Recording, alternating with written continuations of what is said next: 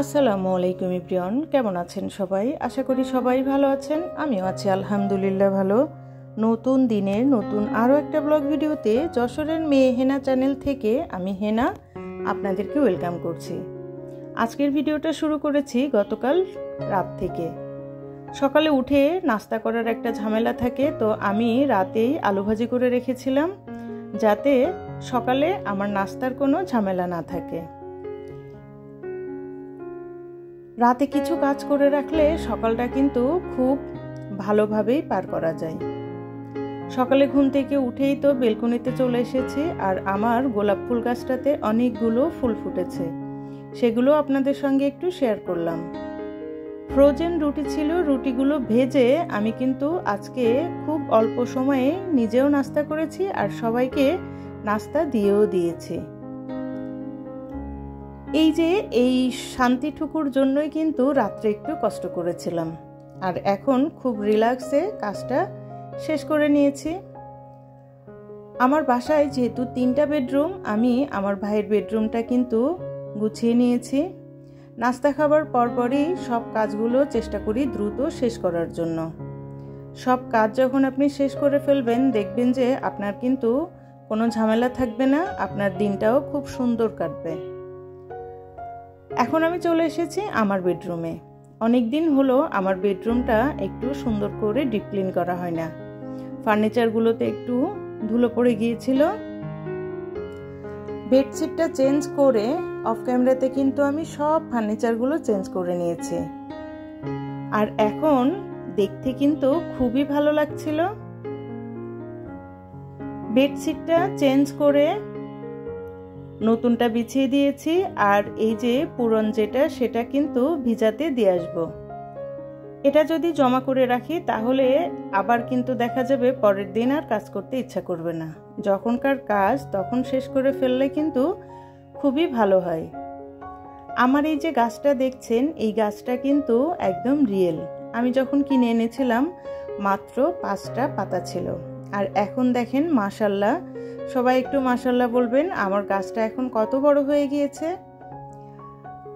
এই গাছটা যে আমার কত ভালো লাগে, আমি দিনে অনেকটা সময় কিন্তু এসে এই গাছটার পাতাগুলো ছুঁয়ে দেখি, এখানে দাঁড়িয়ে থাকি। আমার কাছে না খুব ভালো লাগে, গাছ আমার অনেক পছন্দ।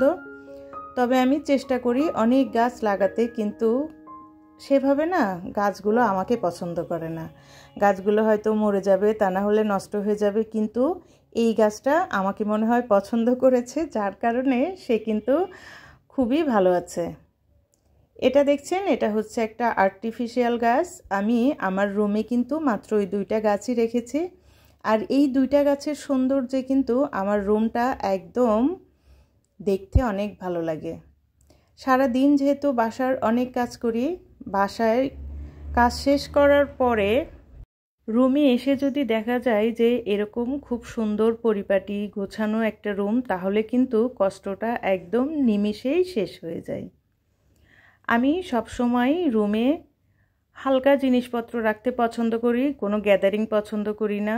যা কিছু আছে সবসময় পরিষ্কার পরিচ্ছন্ন থাকলে কিন্তু সব কিছুই ভালো লাগে। গাছ দিয়ে ঘর সাজাতে না আমার সত্যিই খুব ভালো লাগে। আমি চেষ্টা করি, তবে মাঝে মাঝে ব্যর্থ হয়ে যায়। এই যে ছোট্ট যে ময়লার ডাস্টবিনটা দেখছেন, এটা কিন্তু আমি এই অল্প জায়গাটাতেই রেখে দিয়েছি, আর এর কারণে আমার ঘরটা কিন্তু সব সময় পরিষ্কার থাকে। অনেক সময় দেখা যায় যে একটা ছোট কাগজ বা যে কোনো কিছু হাতের ভিতরে নিয়ে আমরা কিন্তু যেখানে সেখানে ফেলে দিই। এতে হয় কি, ঘরটা নোংরা হয়ে যায়। সেই ময়লার জন্য আবার রান্নাঘরে গিয়ে ডাস্টবিনে ফেলতে হবে, যার কারণে আমি প্রতিটা রুমে রুমে এরকম ছোট্ট একটা ডাস্টবিন রেখে দিয়েছি। কেউ কিন্তু নিচেই কোনো ময়লা ফেলে না। কিছু নিয়ম করে যখন আপনি কাজ করবেন, দেখবেন আপনার কাজ করতেও কষ্ট হবে না, আবার আপনার সব কিছু কিন্তু অনেক সুন্দর গোছানো পরিপাটি থাকবে। ঘর যেহেতু একটা শান্তির জায়গা, আর সেখানে শান্তি কিভাবে আপনি বজায় রাখবেন সেটা সম্পূর্ণ আপনার উপর নির্ভর। আপনি চাইলেই আপনার শান্তির জায়গাটা কিন্তু অশান্তি করে তুলতে পারেন। যেহেতু আমরা সবসময় ঘরে থাকি, বাহিরে তো সেরকম যাওয়া হয় না, তো চেষ্টা করি ঘরটা সবসময় গুছিয়ে সুন্দর পরিপাটি রাখার জন্য। আমি সবসময় চেষ্টা করি এক দিকের কাজ শেষ করে তারপরে অন্য কাজ শেষ করার। অনেককেই দেখি যে সব কাজগুলো একদম গোল পাকিয়ে নেয়, এটা একটু করে সেটা একটু করে, দিন শেষে দেখা যায় যে কোনো কাজই কিন্তু শেষ হয় না। আমি যেহেতু রুমের সব কাজগুলো শেষ করে এসেছি, ঘরগুলো গুছিয়ে ঝাড়ু দিয়ে মুছে কমপ্লিট করে এসেছি, আর এখন রান্নাঘরে চলে এসেছি। রান্নাঘরে কিছু জিনিস শেষ হয়ে গিয়েছিল, সেগুলো আবার রিফিল করে নিলাম। বিশেষ করে রান্না করার তেল শেষ হয়ে গিয়েছিল, চা বানানোর জন্য যে দুধটা সেটাও শেষ হয়ে গিয়েছিল। আর আমি এই জারগুলো ধুয়ে দিয়েছিলাম, এখন আবার সব কিছু ভরে নিচ্ছি।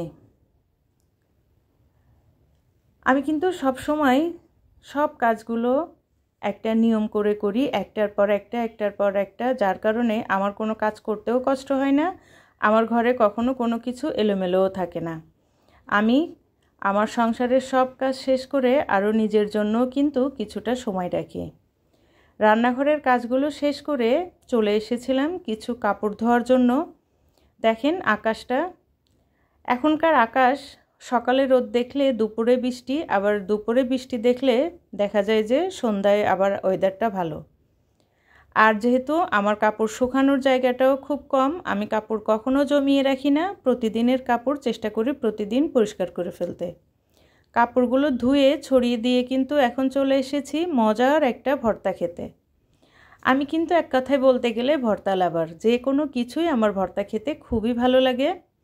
আর এই আনারস ভর্তাটা তো অনেক পছন্দ, আগে কিন্তু কিনে খেতাম, আর এখন নিজেই তৈরি করে খাচ্ছি। আপনাদের মুখে যদি পানি চলে আসে, আমার কিন্তু কোনো কিছুই করার নেই। ভিডিওর এই প্রান্তে এসে সবার কাছ থেকে একটা জিনিস চেয়ে নিচ্ছি, সেটা হচ্ছে একটা লাইক।